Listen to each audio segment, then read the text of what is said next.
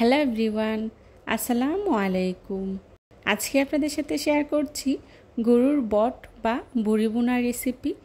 যেই নামেই চিনেন না কেন, খেতে কিন্তু ভীষণ মজার হয়। অনেকেই আছেন এই বট বোনাটা খেতে একদমই পছন্দ করেন না, আবার অনেকেই আছেন খুব বেশি পছন্দ করেন। যারা পছন্দ করেন তাদের জন্যে আমার আজকের এই রেসিপি। আজকের বট বোনা করার জন্যে এখানে আমি নিয়েছি 1 কেজি পরিমাণে গরুর বট, আর বটগুলোকে খুব ভালো করে কেটে ধুয়ে পরিষ্কার করে নিয়েছি। আমি ছোট ছোট সাইজ করে নিয়েছি যাতে করে খুব তাড়াতাড়ি সিদ্ধ হয়ে আসে।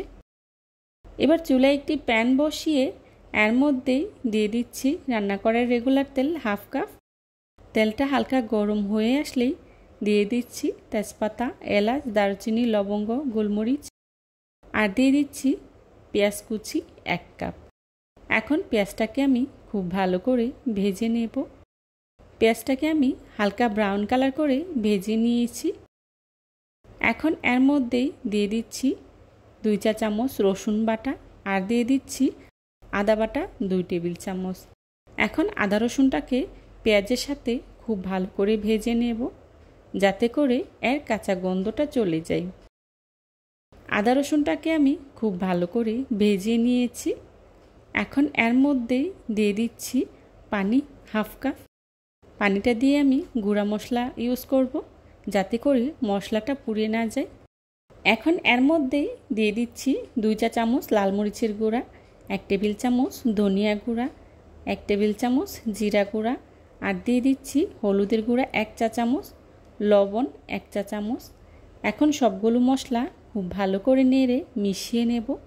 মেশানো হয়ে গেলে ঢাকনা দিয়ে ঢেকে মশলাটাকে আমি খুব ভালো করে কষিয়ে নেব। মশলাটাকে আমি বেশ কিছুক্ষণ সময় নিয়ে খুব ভালো করে কষিয়ে নিয়েছি। দেখুন মশলা থেকে তেল ছেড়ে দিয়েছে, তেলটা উপরেই ভেসে উঠেছে। এই পর্যায়ে দিয়ে দিচ্ছি আগে থেকে কেটে রাখা বটগুলো দিয়ে খুব ভালো করে নেড়ে মশলার সাথে মিশিয়ে নেব। মেশানো হয়ে গেলে ঢাকনা দিয়ে ঢেকে 10 মিনিটের মতো কষিয়ে নেব। ফিরে এলাম 10 মিনিট পর। এখন এর মধ্যেই দিয়ে দিচ্ছি পরিমাণ মতো পানি। পানিটা দিয়ে প্রেসার কুকারে দিয়ে খুব ভালো করে সিদ্ধ করে নেব। বড়িটা সিদ্ধ হতে অনেকটা সময় লাগে, তাই আমি প্রেসার কুকারে দিয়ে খুব ভালো করে সিদ্ধ করে নিয়েছি। প্রেসার কুকারে বড়িটা সিদ্ধ করতে আমার প্রায় 5 থেকে 6 মিনিটের মতো সময় লেগেছে। আর যদি আমি এমনিতে চুলায় রান্না করতাম তাহলে আমার 1.5 থেকে 2 ঘন্টার মতো সময় রান্না করে নিতে হতো। প্রেসার কুকারে আমি 5 থেকে 6টা সিটি দিয়েই নামিয়ে নিয়েছি। আমার বটবোনাটা প্রায় হয়ে গিয়েছে।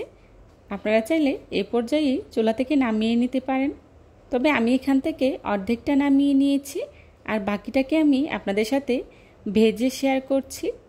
দেখুন আমি কিভাবে ভেজে নিচ্ছি, আর এভাবে ভেজে নিলে বটটা খেতে খুবই ভালো লাগে। এভাবে অনবরত নেড়ে চেড়ে বটটাকে ভেজে নিতে হবে, না হলে নিচে লেগে যেতে পারে। বটটাকে আমি লাল লাল করে ভেজে নেব। দেখুন আমার ভেজে নেওয়া হয়ে গিয়েছে। এই পর্যায়ে চুলা থেকে নামিয়ে নেব। চুলা থেকে নামিয়ে একটি সার্ভিং ডিশে সার্ভ করে নেব। এই বড়ি ভাজাটা খেতে এতটাই মজার হয় যে বাসায় ট্রাই না করলে বুঝতেই পারবেন না। ভাত, রুটি, পরোটা, পোলাও সব কিছুর সাথেই খেতে অনেক মজার হয়। আরও নতুন নতুন রেসিপি পেতে লাইক, কমেন্ট, শেয়ার করে আমার পাশেই থাকবেন প্লিজ। আমি একটি সার্ভিং ডিশে সার্ভ করে নিয়েছি। যারা এতক্ষণ ধৈর্য সহকারে আমার ভিডিওটি দেখেছেন তাদেরকে জানাই অসংখ্য ধন্যবাদ। রেসিপি ভালো লাগলে বাসায় একবার হলেও ট্রাই করে দেখবেন, আর কেমন হয়েছে আমাকে কমেন্টস করে জানাবেন।